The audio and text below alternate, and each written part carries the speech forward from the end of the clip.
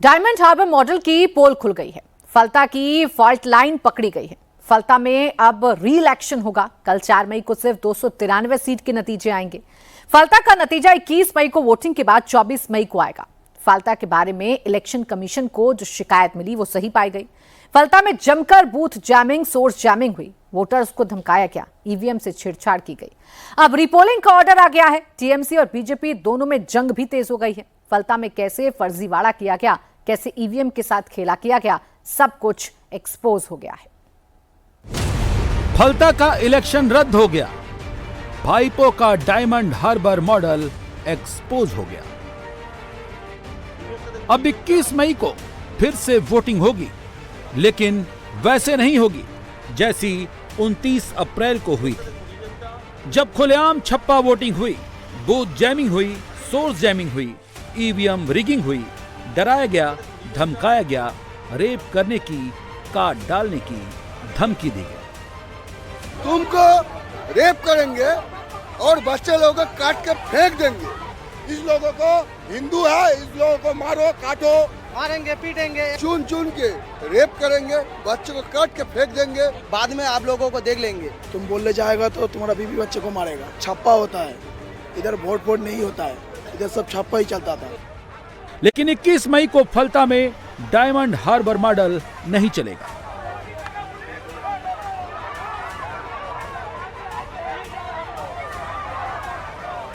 न जहांगीर का खौफ दिखेगा, न इसराफुल की दहशत दिखेगी।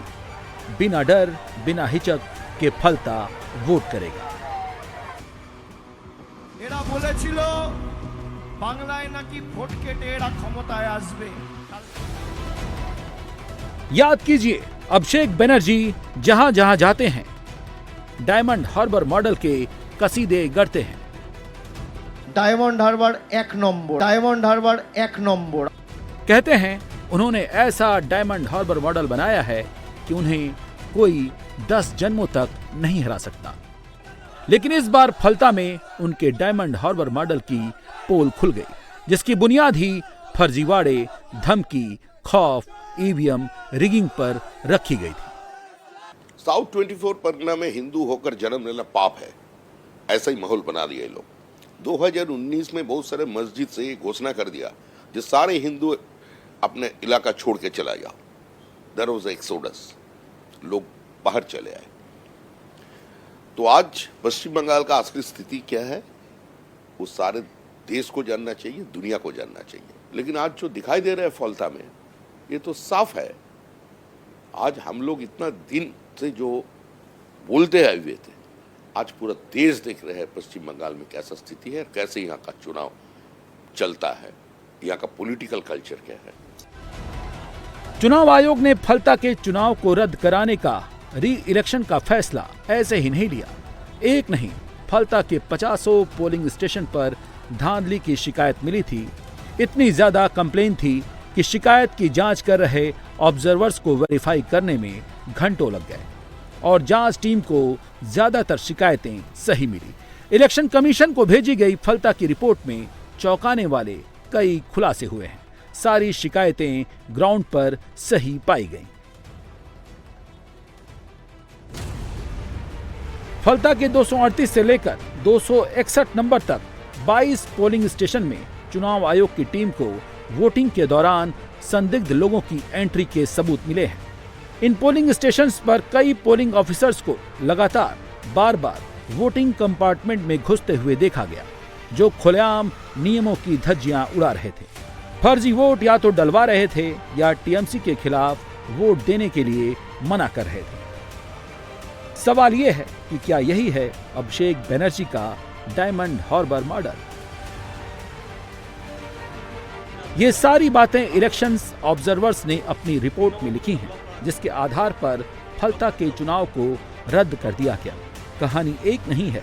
फलता के पोलिंग स्टेशन 78, 80, 182 में हैरान करने वाली बातें सामने आई, जिससे साफ लग रहा है कि बड़े पैमाने पर फलता में ईवीएम रिगिंग की गई।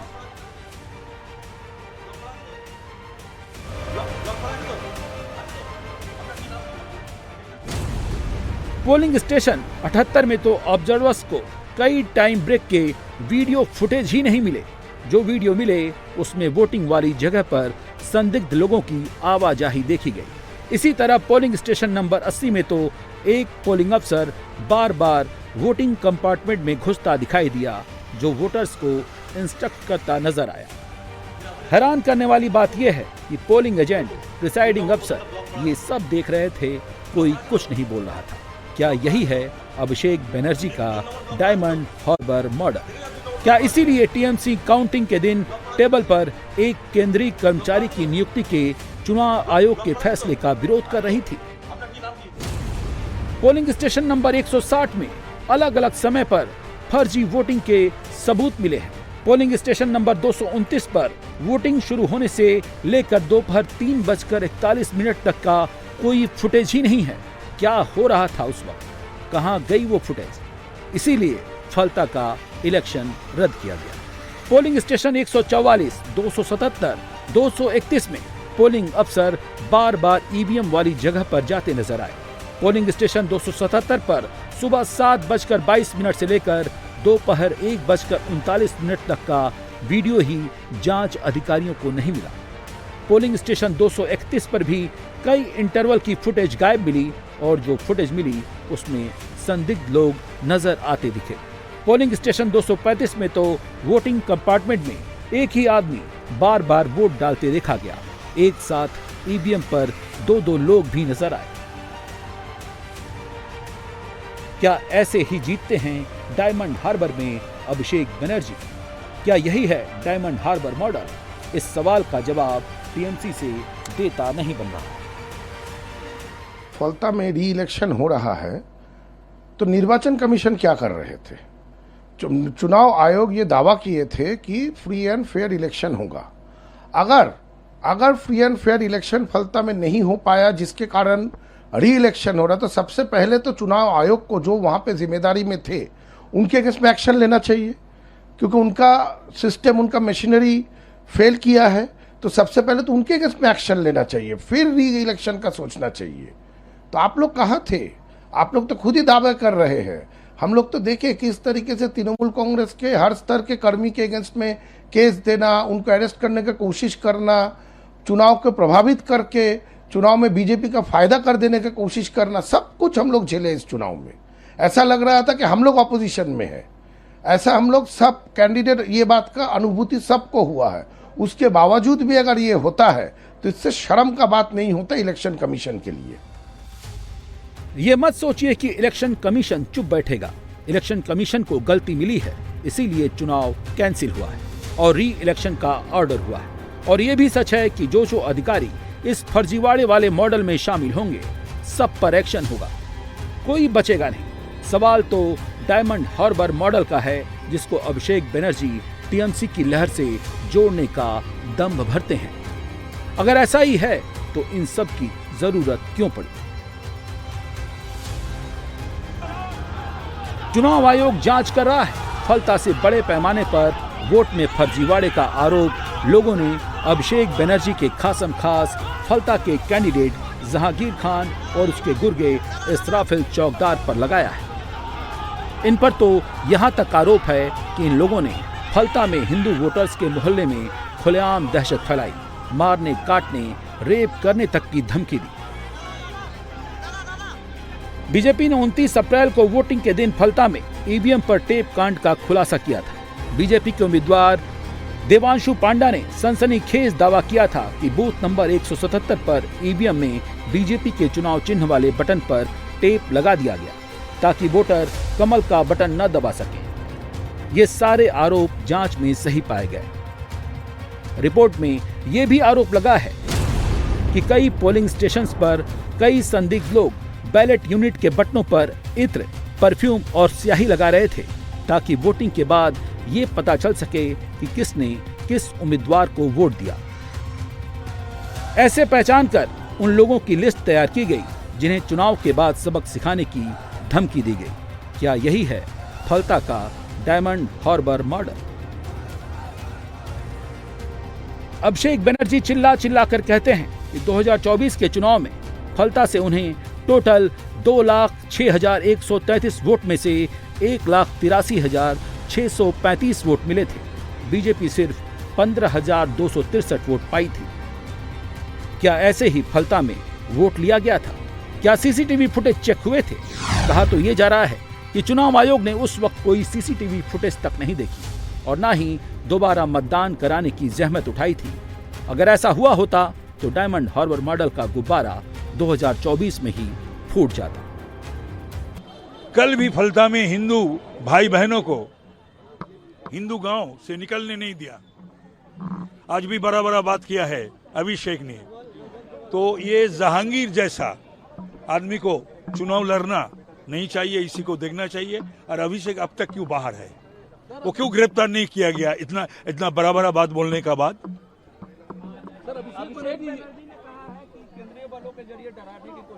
और तुम लोग क्या करते थे 15 साल? तुम और तुम्हारा पीसी मिलके क्या किए हैं? तुम 7,11,000 वोटों से जीतते हो। तुम कौन हो? तुम नेताजी सुभाष चंद्र बोस हो? गांधी जी हो? अरे गांधी जी नेताजी भी आज जिंदा रहते तो 7,11,000 वोट से नहीं जीत पाते।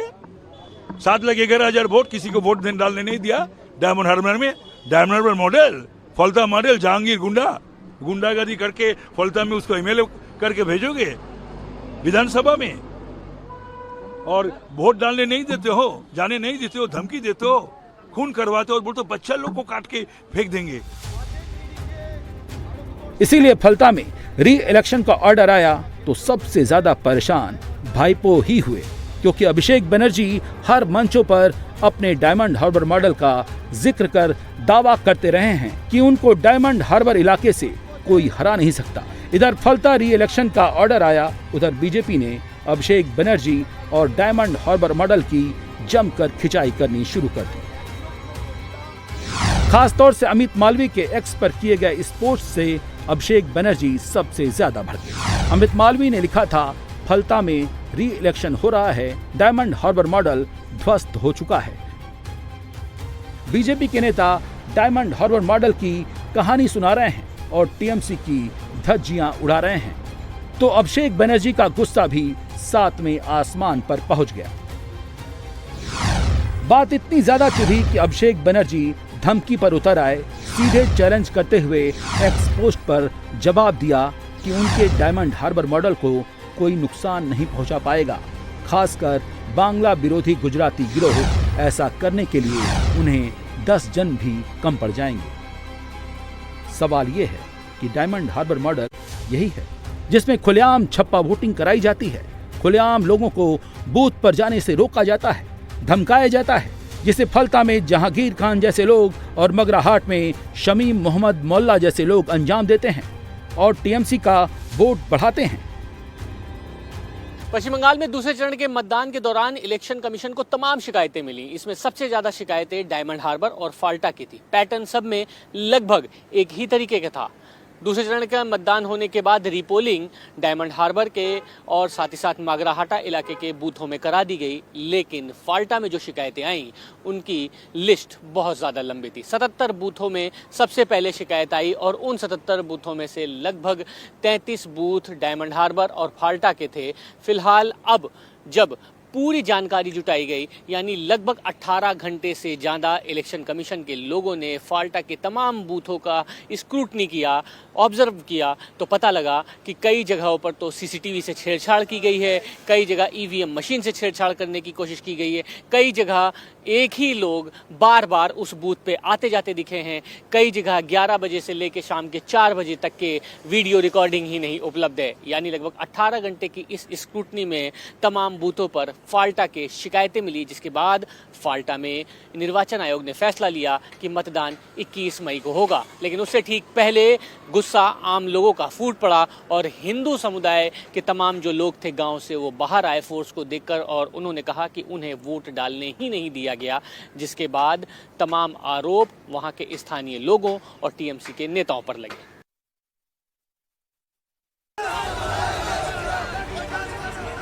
डायमंड हार्बर मॉडल का खौफ शनिवार को फाल्टा के हिंदुओं के बीच भी दिखा।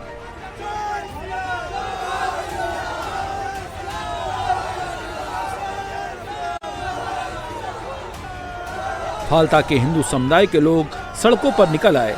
वो लोग बार बार यही कह रहे थे, जहांगीर को और उसके गुर्गे इसराफिल को जल्द गिरफ्तार करो, वरना 4 मई के बाद हारें या जीतें वो फाल्ता में जीने नहीं देंगे।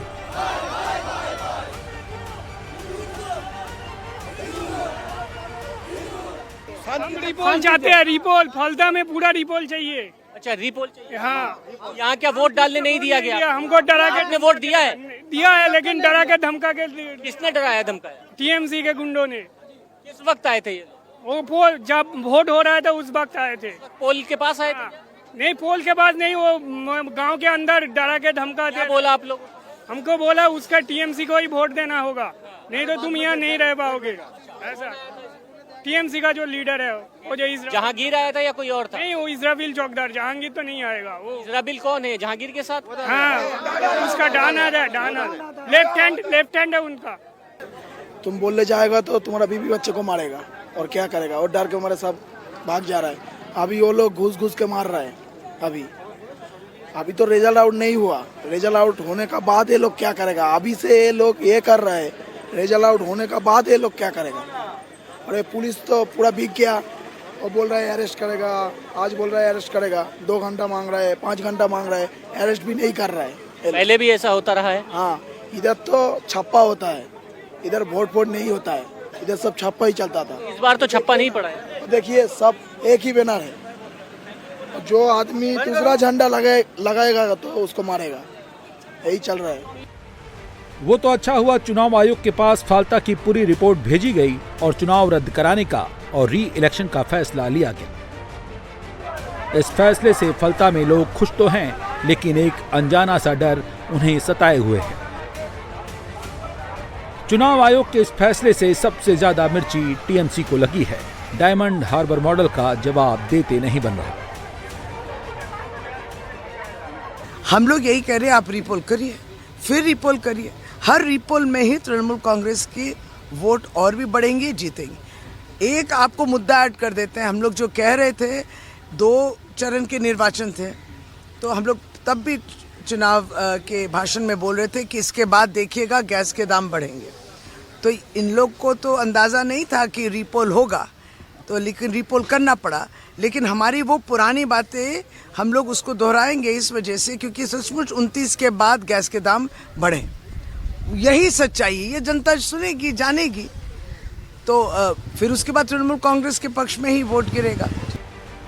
डायमंड हार्बर मॉडल का जवाब शशि पांजा गैस के बढ़ते हुए दामों से दे रही हैं, जबकि सच्चाई ये है कि फाल्ता में ये मुद्दा है ही नहीं। 70% हिंदू आबादी है जो डायमंड हार्बर मॉडल के खौफ से इस वक्त डरी हुई है।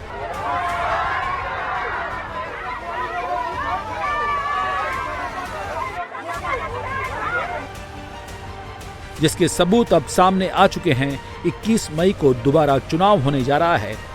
24 मई को फाल्ता का फैसला आ जाएगा और फैसला कुछ भी हो, लेकिन एक बात तो सच है, चुनाव डायमंड हार्बर मॉडल से नहीं होगा। बेखौफ बेहिचक फाल्ता में वोट होगा।